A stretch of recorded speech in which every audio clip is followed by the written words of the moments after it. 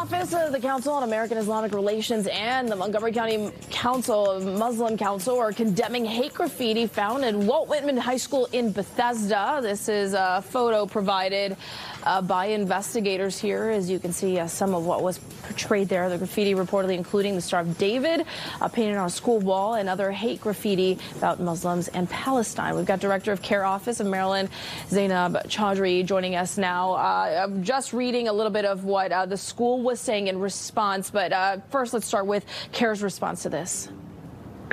Deeply troubling. Our primary concern, obviously, is the safety and well-being of the students who attend the school, specifically Muslim and Palestinian Arab students and allied students who support Palestinian human rights, especially in this political climate where we're seeing an uptick in violence targeting our communities. It's just very troubling to see that students would have to face this kind of messaging on the side of their school. Yeah, I mean, deeply troubling. Also troubling to see throngs of anti-Semitic messages also across Montgomery County. So condemning all of it here. But the principal's saying that if this is in fact a student, that this would be handled in a disciplinary matter. Does CAIR agree with that?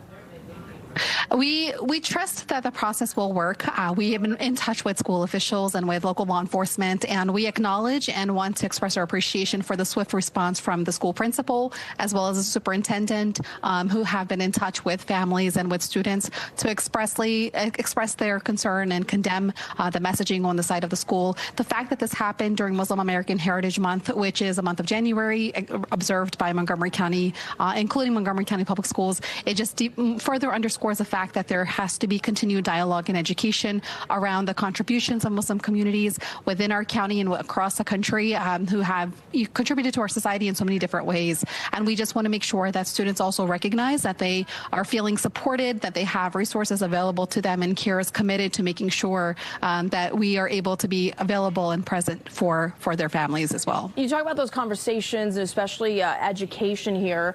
What are you looking for, if anything, from Montgomery County Public Schools and hopefully an alliance with CAIR? Yeah, we've offered free resources, including free Know Your Rights trainings, free trainings related to hate bias and bullying prevention. We offer free anti-bullying trainings for students and educational institutions across the country as well. And just basic general guidance on how to navigate these kind of situations. We want to make sure there's also culturally competent, trauma-informed care and resources made available to students who may be directly impacted.